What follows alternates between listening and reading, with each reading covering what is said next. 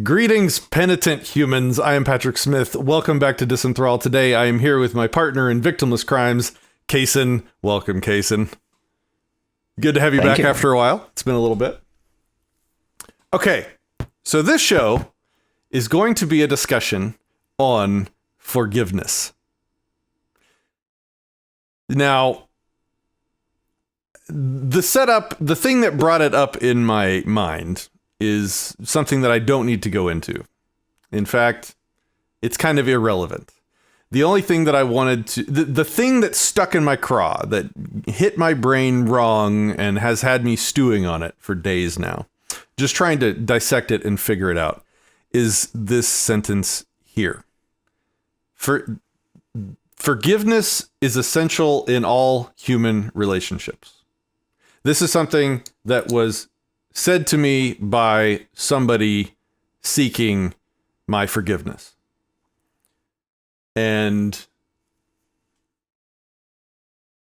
this didn't hit me well, it didn't strike me well, and it hasn't been sitting with me well. And my brain has just been stewing on it and picking it apart and doing the philosophy thing on it like I so often cannot escape doing. And so I wanted to get with Kaysen here because he is familiar with a lot of the background that I think will be useful in this discussion. And also he's just really fun to talk to, and we haven't talked to him for a while. So that's cool. All right.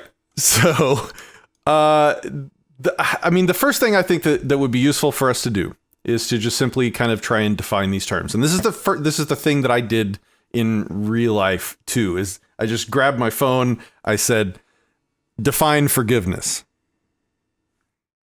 Here's the definition of forgiveness. The action or process of forgiving or being forgiven. Could you hear that? The action or process of forgiving. Totally unuseful, Google, thanks.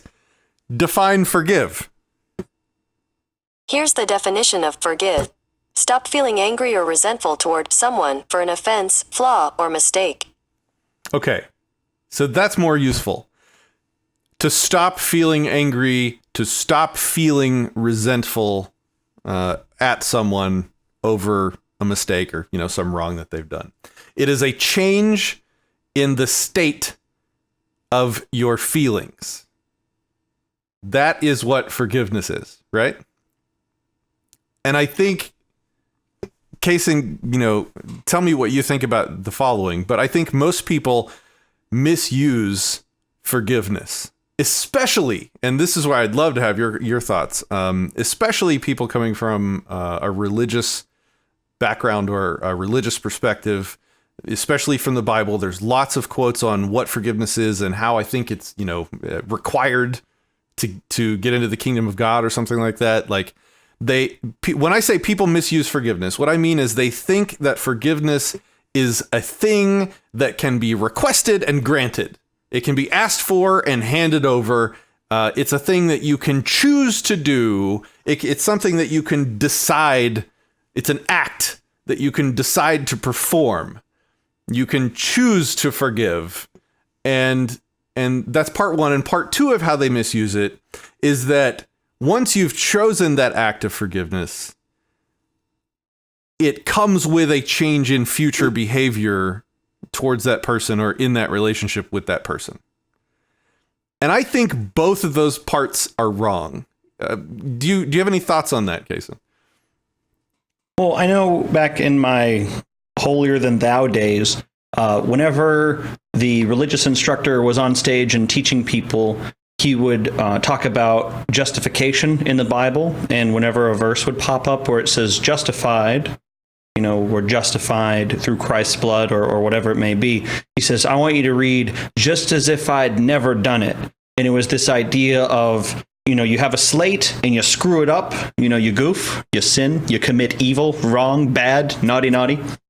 And if you do the right things for people or for a religious entity or whatever it may be, you can wipe the slate clean and start as if nothing bad had ever happened. It's almost like hitting a reset button on somebody. Like, I know whenever things go wrong in computers and stuff, one of the first things is, have you turned it off and turned it back on again? Because it kind of clears it out. And it's that kind of permutation of an idea that's gotten into the idea of forgiveness for people, where, oh, all I have to do is ask with sorrow in my own heart for doing something wrong. I have to ask with genuine intention to start anew, to start afresh.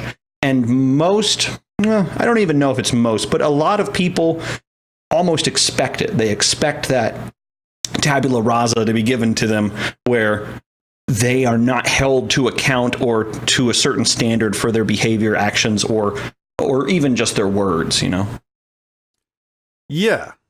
And I mean, the whole idea is, you're supposed to ask God for forgiveness of your sins, and then you get the tabula rasa, and all things are wiped clean, and you get to go to heaven like nothing ever happened, whatever. I think all of that is not how it actually works. Like, if forgiveness means a change in emotional states are involuntary.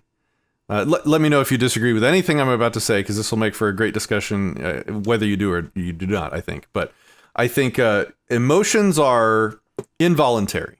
I think, and I think I can make that as a blanket statement. Your emotional state is primarily an involuntary one. You do not select your emotion moment to moment. Emotions are things that occur to you from a physiological process in your brain. So that makes a change in your feelings also a primarily involuntary thing. And I think that is a fantastic and accurate way, an accurate to real world way of describing how feelings exist and how they change in yourself and in others moment to moment, involuntarily. Now, that's not to say we can't influence them. Now I want to bring up Stefan Molyneux's definition of forgiveness, which is that forgiveness is an involuntary response to restitution if we are virtuous. Forgiveness is an involuntary response to restitution if we are virtuous. And I did a video a long time ago on this channel about this, and I'm not sure I did a great job at describing that. But basically, it means that you cannot choose, you cannot select from a menu in your brain, tweak some settings and decide to experience the emotion of forgiveness. You cannot decide to experience, a lack of anger or resentment over something. Now, the person that you are feeling angry or resentful towards for whatever wrong they did can take actions to make it better. They can fix what they broke. They can pay you back for what they stole. Not everything is restitutable, right? There's obviously some non-restitutable crimes. Yeah, cut a person's arm off. You can't restitute them for that. I mean, maybe you could. Maybe you give them enough money that one day they no longer feel resentment towards you for cutting off the arm. You might have to be a lot of money. Please don't take that as an invitation to cut off anybody's arms and try it. This is not an endorsement of cutting off people's arms and trying to restitute it. This is not an idea to do. Thank you for that caveat. Yes. So you can set about the actions of eliciting or influencing somebody's emotions towards a state of forgiveness. But you cannot decide to forgive somebody, is what I'm saying. And I think that's the first part of how most people misuse forgiveness. Do you agree? You have any thoughts on anything before I continue on down the rabbit hole? Yeah, I think that the concept that emotions are a process that goes inside of our brain that's kind of a reaction to actions and reactions in our life.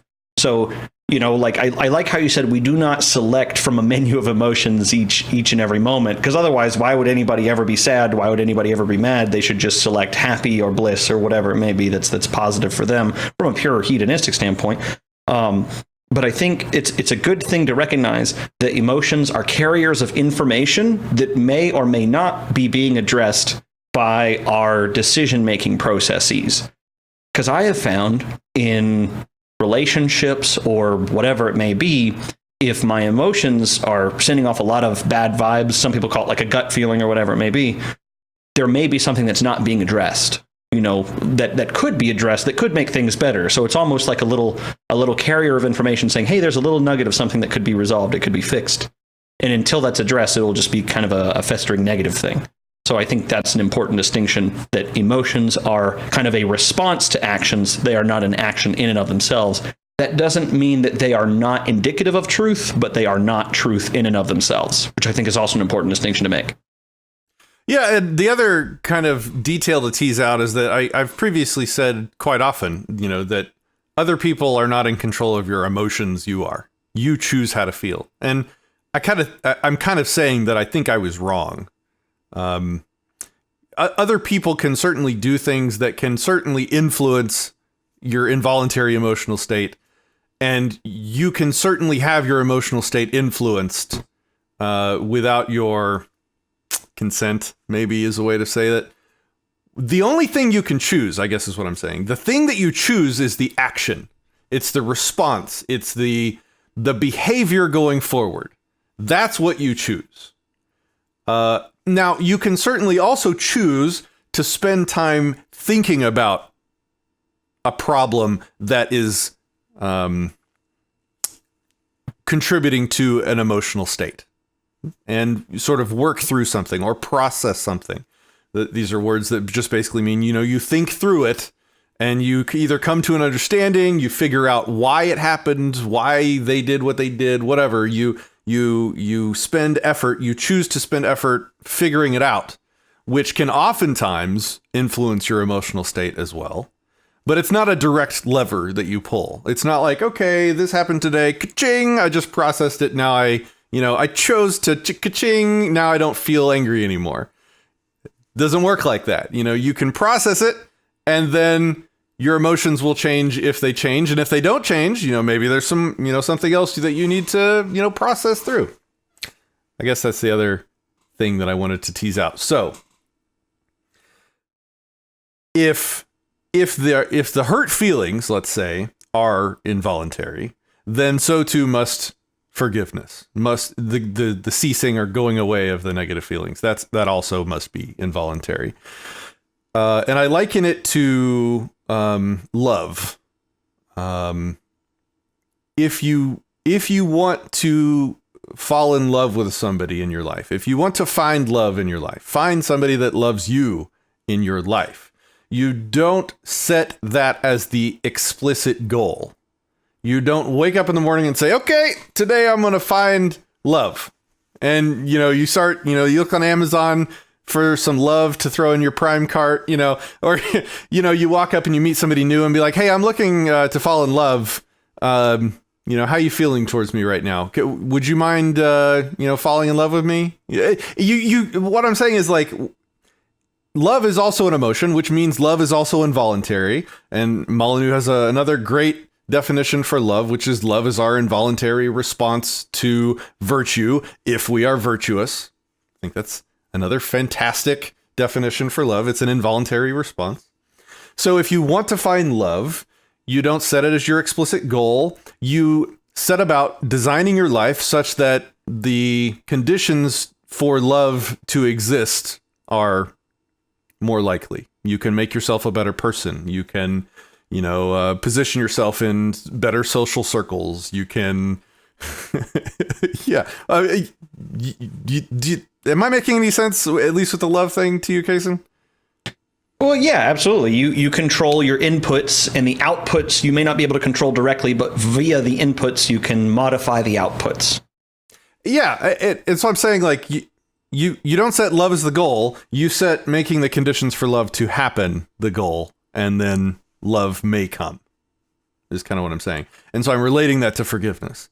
You don't set forgiveness. Like, if you wrong somebody, you cannot set forgiveness as the goal. You cannot go up to them and say, please forgive me, and expect actual forgiveness, because forgiveness is an involuntary emotional state. And what I just said is a big point here. Asking for forgiveness is like asking somebody to love you. It's silly. It's not how it works. Asking somebody for forgiveness is silly. You set forgiveness. You go about taking the actions and creating, the conditions in life to elicit forgiveness from somebody. It's not something that you ask for and that can just be decided on and provided to you. So I thought that was pretty... It's almost like people are asking for a suspension of the consequences of their actions whenever they ask for forgiveness. Like, oh, I accidentally hit your car. Will you forgive me?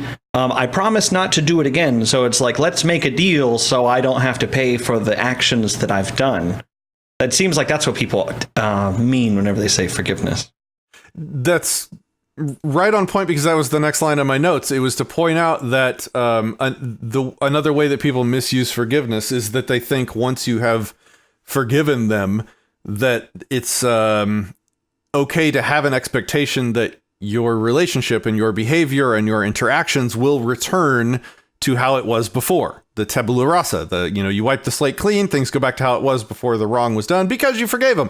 And if things don't go back to how it was before the forgiveness, then it wasn't actually forgiveness and you didn't forgive them.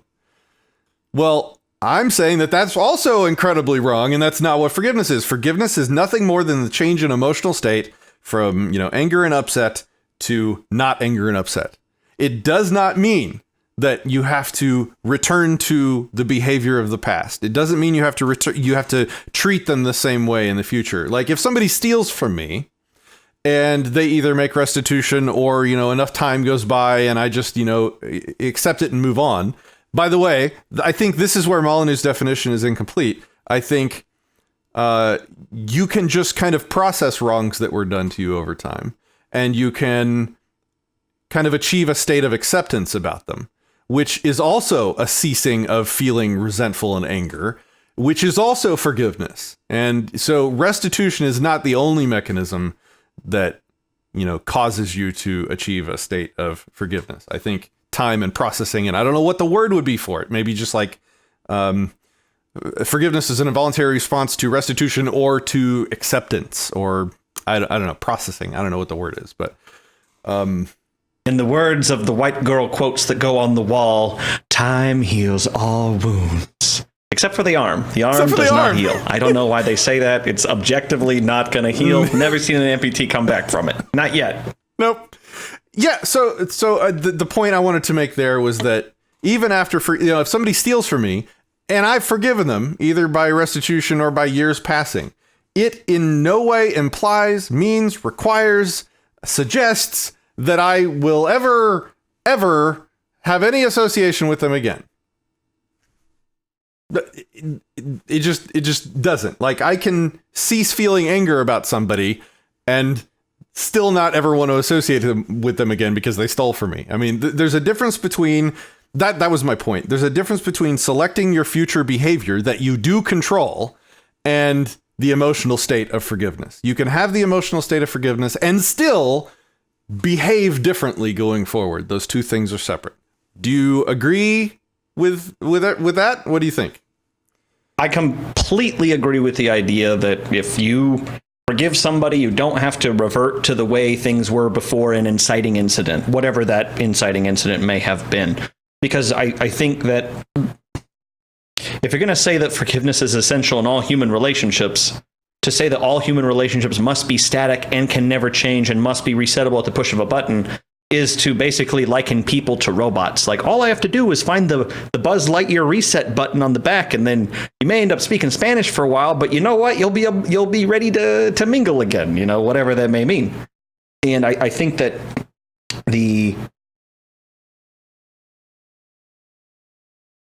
I think too many people take forgiveness as a blank check to do future harm, or almost like, well, it's not that big of a deal because they forgave me. I think that's a dangerous thought to have.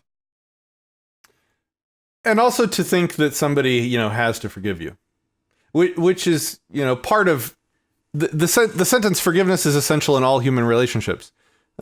First of all, just to be kind of narrow about it, all human relationships includes the set of relationships that are abusive, that are negative, that are involuntary. So to say that forgiveness is essential to even the involuntary and even the abusive relationships is to basically say that no relationship once started, no matter how destructive or abusive, can ever end. Either you can not forgive and end there. That's the other thing. It conflates forgiveness as an act versus a change in emotion. Like if forgiveness is also the change in behavior of wiping the slate clean and treating the people the same, which is how I think most people incorrectly use forgiveness to mean an act, to mean that return in behavior to the original state. If forgiveness is that return in behavior to the original state and it's essential to all human relationships, then all human relationships are basically involuntary. They're inescapable. Like once the relationship begins, they can't really end because you can basically do whatever you want to the person and they have to forgive you because, forgiveness is essential in all human relationships. Because to say that, no, I'm going to choose to end this relationship would mean that you're choosing not to forgive them. With forgiveness, meaning the act of returning the actions to the way it was before rather than just the change in emotion. So I hope that's kind of like the end of my thoughts. I hope this was like made people think, let me know if you have any final thoughts on it. That's kind of where I'm at right now. No, I think you got it. Nailed it. Yeah, so this is what happens in my brain. Things happen and then I stew on them for a week and then I make a video. And I hope this benefited somebody. I hope this made somebody think about what forgiveness is, how you get it in yourself, how you cause it in other people, what forgiveness is not. I think this is useful stuff for everything, for all your relationships. All right. Thanks for watching, guys.